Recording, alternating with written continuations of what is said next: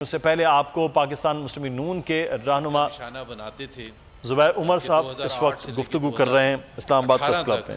جو Peoples party کی حکومت تھی اور پی ایم ایل این کی حکومت تھی، انہوں نے قرضے کتنے بے انتہا لیے اور اس کو وہ تمام کہتے تھے کہ یہ کرپشن اور کھا کے لوٹ گئے، اور وہی تھنکنگ تھی ان کی، اور اسی کی بنیاد پر انہوں نے حکومت میں آنے کے بعد وہی منترا جاری رکھا کہ جی قرضے بڑے لیے ہیں اور قرضے بڑے لیے ہیں اور میں ان کو نہیں چھوڑوں گا. یہی سب کے سامنے کہا تھا. اور پھر وہ جو الیکشن کی کمٹمنٹ تھی اس کو انہوں نے پورا بھی کیا، پورا اس حد تک کیا کہ ایک کمیشن اپوائنٹ کر دیا جون 2019 میں، جس کا نام تھا ڈیٹ کمیشن، اور اس کو کہا کہ یہ اگلے 4-5 مہینے میں اپنی رپورٹ دے دے، اور اس کا جو دائرہ کار ہوگا انویسٹیگیشن کا وہ 2008 سے لے کے 2018 تک جو قرضے لیے تھے پچھلی حکومتوں نے، ان کے بقول جو پیسے لوٹے گئے تھے، کرپشن کی گئی تھی ان قرضوں کو لے کے، اس کے حوالے سے تعین کیا جائے، اور تاکہ پھر اس کے بعد سزائیں دی جا سکے ان لوگوں کو جنہوں نے قرضے لیے تھے. ہمارا موقف ہمیشہ سے ایک مختلف تھا کہ یہ قرضے جو پی ایم ایل این کی حکومت نے لیے ہیں، اس کا ایک تو ٹوٹل قرضے 10,500 ارب ہیں پورے 5 سال میں، اور وہ تمام کے تمام جو ہیں وہ کہاں خرچے ہوئے ہیں وہ بھی ہمارے پاس حساب کتاب تھا. لیکن اس آرٹیکل میں نے یہ بھی بتانے کی کوشش کی ہے وزیر اعظم صاحب قرضے لیے کیوں جاتے ہیں، اور یہ بڑی بنیادی چیز ہے کہ آپ نے ڈیٹ کمیشن رپورٹ تو بنا دی تھی. قرضے اس لیے لیے جاتے ہیں، اس کی سب سے بڑی وجہ یہ ہوتی ہے کہ اخراجات میں اور آپ کے جو ریونیوز میں جو گیپ ہوتا ہے، جتنا گیپ ہوگا اتنے آپ قرضے لیں گے. 3 سال جو ابھی یہ مکمل ہوں گے جون میں، یہ میں نے وزیر اعظم صاحب کو اس رپورٹ میں بتایا ہے کہ 3 سال میں جو آپ کا گیپ ہے، جس کو فسکل ڈیفیسٹ کہتے ہیں، وہ پاکستان کی تاریخ میں کبھی اتنا زیادہ نہیں تھا. 10,690 ارب روپے آپ کا گیپ تھا آپ کے اخراجات میں اور آپ کے ٹیکس محصولات میں. تو ظاہر ہے آپ گیپ جو ہے وہ کہاں سے پورا کریں گے؟ آپ ادھار لیں گے، قرضے لیں گے. اور اس 10,700 ارب کے مقابلے میں 3 سال جو پی ایم ایل این کے تھے اس میں 4,100 تھا پہلے 3 سال میں. تو ظاہر سی بات ہے ہمیں قرضے کم لینے پڑے تھے، اور اسی وجہ سے 2.5 سال کے بعد پی ٹی آئی کی حکومت نے 5 سال میں جو پی ایم ایل این کی حکومت نے قرضے لیے تھے اس سے زیادہ لیے ہیں، کیونکہ ان کا گیپ زیادہ، فسکل ڈیفیسٹ زیادہ ہے. بڑا سمپل سی بات ہے. لیکن واپس اس پر چلے جاتے ہیں کہ جو ڈیٹ کمیشن رپورٹ بنائی تھی انہوں نے 2019 جون میں، اس کے 2 ہفتے بعد میں نے ایک آرٹیکل لکھا تھا اسی اخبار میں، اور میں نے یہ کہا تھا کہ یہ وزیر اعظم صاحب دس از اے نان سٹارٹر، کیونکہ آپ کو پتہ ہی نہیں کہ آپ نے کیا کمیشن اپوائنٹ کس لیے کیا ہے. ہوا کیا؟ آج 2.25 سال ہو چکے ہیں، 2.25 سال وہ رپورٹ غائب ہے. وہ رپورٹ آنی بھی نہیں تھی، ہم نے پہلے دن سے کہہ دیا تھا، لیکن ہمارے وزیر اعظم صاحب اتنے انکمپیٹنٹ ہیں اور ان کی ٹیم اتنی انکمپیٹنٹ ہے کہ ان کو پتہ ہی نہیں تھا وہ آرڈر کیا کر رہے ہیں کمیشن. اور وہی نتیجہ ہونا تھا کہ جو رپورٹ کا جب ان کو بتایا گیا ہوگا کہ سر یہ تو آپ پھنس رہے ہیں، کیونکہ کویسچن تو یہ ہونا چاہیے کہ جس نے قرضے زیادہ لیے اس کی انویسٹیگیشن ہونی چاہیے. بڑا سمپل سا اصول ہے جو وزیر اعظم صاحب نے سیٹ کیا. تو قرضے تو پی ٹی آئی کی حکومت نے زیادہ لیے ہیں، تو انویسٹیگیشن پی ٹی آئی کی حکومت کی ہونی چاہیے یا پی ایم ایل این کی حکومت کی ہونی چاہیے؟ مطلب اس سے زیادہ مذاق خیز بات ہے.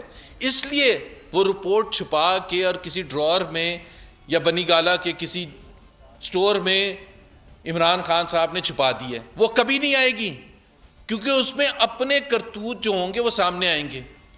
اور اسی سے لے کے اب میں بات کرنا چاہتا ہوں، اس پر زیادہ بات نہیں کروں گا، کہ وہ جو 2008 سے لے کے 2018 کا جو انویسٹیگیشن ہو رہی تھی اس میں ایک وزیر خزانہ تھے ہمارے جن کا نام تھا حفیظ شیخ صاحب.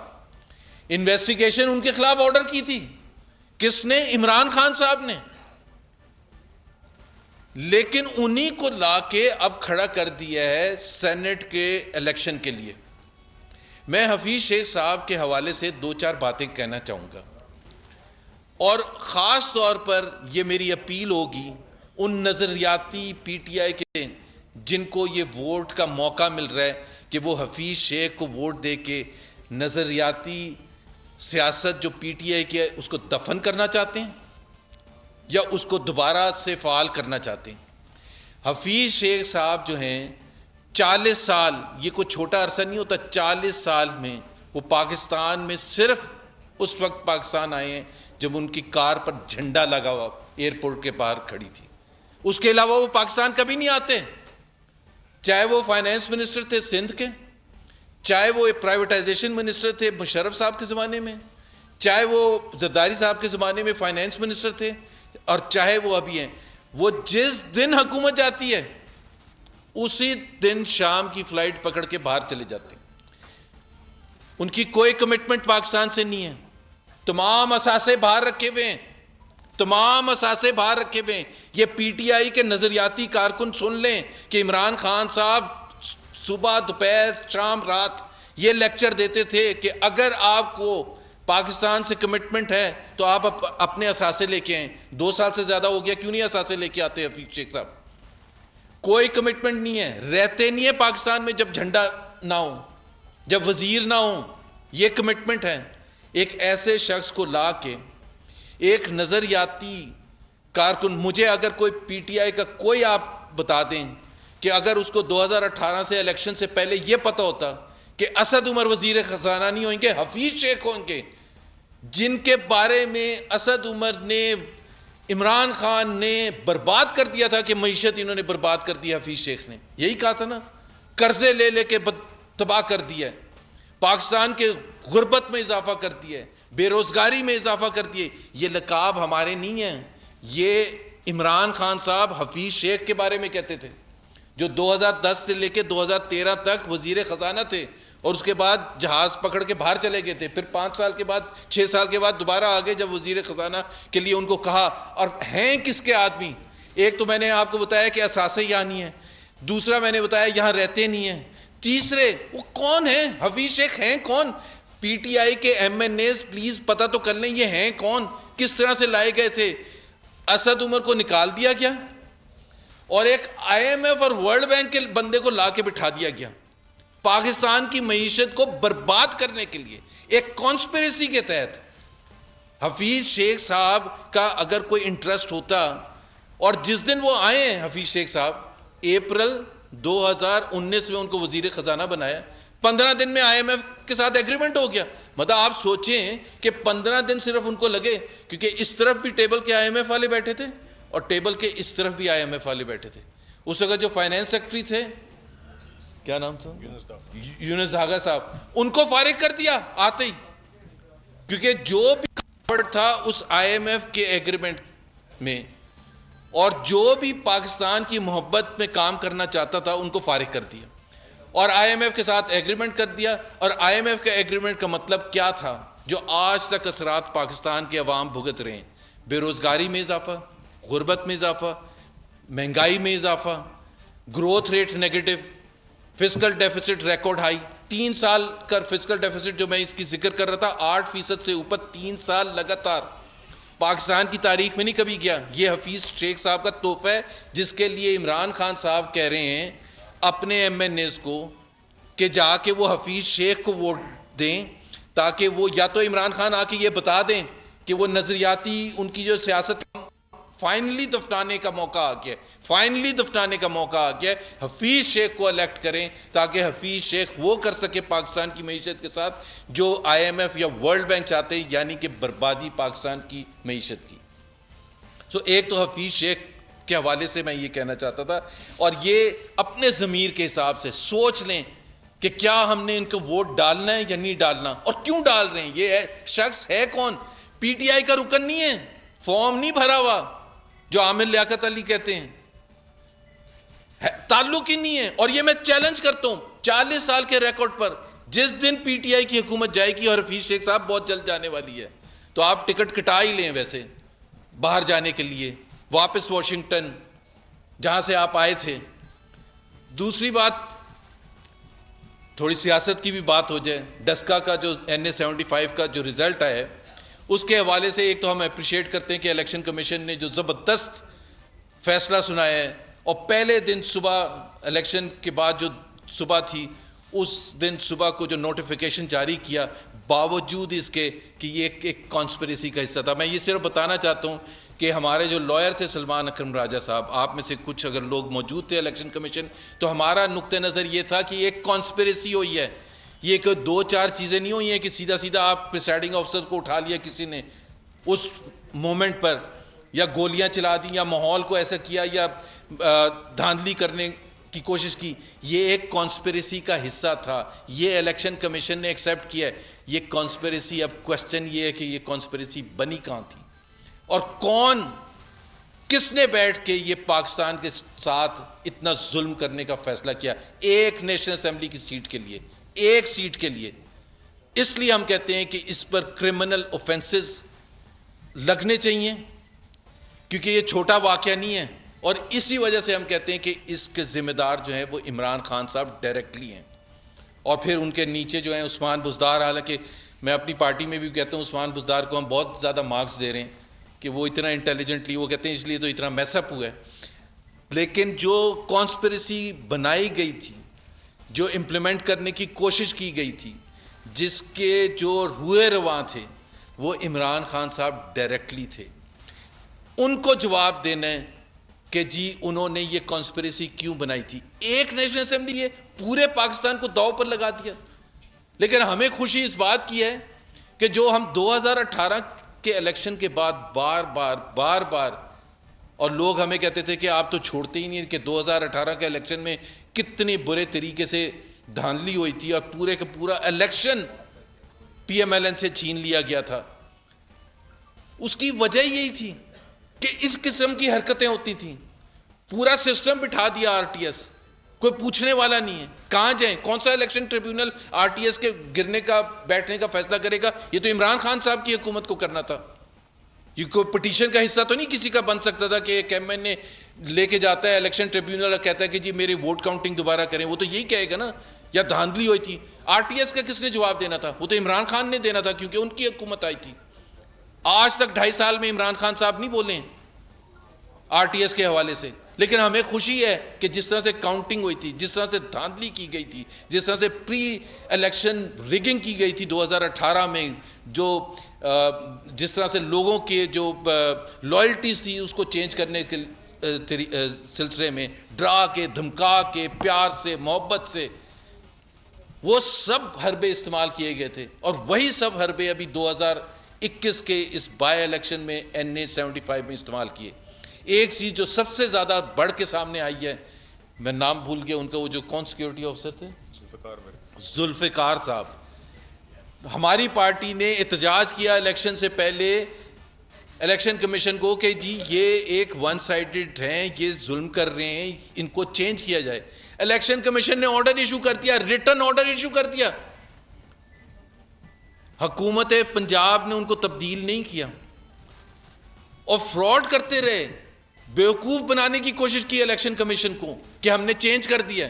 اور پتہ چلا کہ وہ تو وہی صاحب دندناتے پھر رہے تھے الیکشن کے دن وہاں ڈسکا میں. اب یہ تو میں نے آپ کو ایک ایگزامپل دی ہے, باقی تو آپ سن چکے ہیں جو پریسائڈنگ آفیسرز کے ساتھ اور دھن میں جو سب کچھ ہوا. 23 پریسائڈنگ آفیسرز کو اٹھا کے لے کے چلے گئے تھے اور 3 ڈالوں میں لا کے صبح 6 بجے ڈیلیور کیا گیا ہے. لیکن اصل چیز جو ہے, اصل چیز جس کی تحقیقات ہونی چاہیے اور جو ہم ڈیمانڈ کرتے ہیں وہ ہے کہ اس کی کانسپریسی کے روئے رواں کون تھے. ہماری نظر میں عمران خان صاحب تھے, اور عمران خان صاحب آ کے اپنی صفائی میں جو بھی بولنا چاہتے ہیں وہ پوری قوم کے سامنے رکھیں. ورنہ اگر وہ نہیں تھے تو کون تھے؟ چیف سیکرٹری تو نہیں ہو سکتے. ان کو کیا انٹرسٹ ہے کہ ڈسکا کی ایک سیٹ آئے یا نہ آئے؟ چیف سیکرٹری کس کے کہنے پر غائب ہوئے تھے؟ آئی جی صاحب کس کے کہنے پر غائب ہوئے تھے؟ وہ جو کمشنر ڈپٹی کمشنر تھے وہ کس کے کہنے پر غائب ہو گئے تھے؟ پوری رات 13 گھنٹے گزر گئے. الیکشن کمیشن اور پریسائڈنگ آفیسرز میں رابطہ ختم ہو چکا ہے. یہ خود الیکشن کمیشن کہہ رہے ہیں. مطلب یہ حکومت ایسی ہے کہ کل کو پتہ چلے گا یہ ٹریفک کنٹرولر اور پائلٹ کے درمیان رابطہ ختم ہو گیا. تو کتنی تشویشناک بات ہے. اور ڈبے اور ووٹ سارے ان کے پاس ہیں جو غائب ہیں. اور ان کا وکیل یہ کہہ رہا تھا کہ جی سارے 23 یا 20 حلقوں پولنگ اسٹیشنز پہ تو نہیں چینج ہوئے وہ فارم 45, صرف 14 میں چینج ہوئے ہیں. بھائی جب 14 سے کام ہو گیا, ٹھبے جہاں لگ رہے تھے جہاں بیٹھ کے, انہوں نے کہا 14 سے ہو گیا کام. جب 14 سے ہو گیا تو 20 میں کرنے کی ضرورت کیا تھی؟ مطلب تھوڑا سا کامن سینس تو میرا خیال ہے ان میں بھی ہے. تو اس وجہ سے وہ چینج نہیں ہوئے تھے, اس لیے نہیں کہ وہ معصوم تھے. آ کے بول دیتے 20 کے 20, 23 کے 23 کہ ہم کہاں تھے اور کیوں غائب ہوئے تھے. جی سر.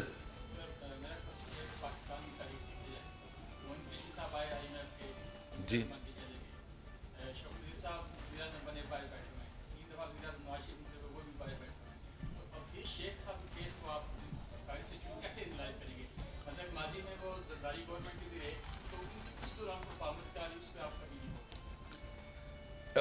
ہم نہیں بولے. پی ایم ایل این کی آپ الیکشن کیمپین 2013 سے پہلے اٹھا لیں, یہ 2010 سے لے کے 2013 تک ہم ہمیشہ کرٹیکل رہے ہیں. ہم نے ہمیشہ کہا ہے کہ جی معیشت جہاں سے ہمیں ملی تھی, لیکن کویسچن اس وقت وہ نہیں ہے کہ اس وقت معیشت 2010 سے 2013 تک انہوں نے کیسے چلائی تھی. ہم تو عمران خان کے وہ نمائندے ہیں.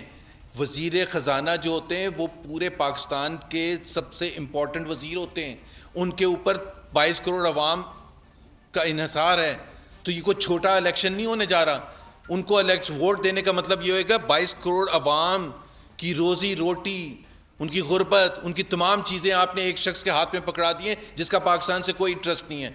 معین قریشی صاحب کا آپ نے بات صحیح کی تھی, وہ بھی ورلڈ بینک سے آئے تھے, لیکن وہ آئے تھے 3 مہینے کے لیے پھر چلے گئے تھے, اس لیے وہ اتنے بحث کا حصہ نہیں بنتے. اور میاں نواز شریف کا آپ ان سے حفیظ شیخ صاحب سے کمپیریزن نہ کریں.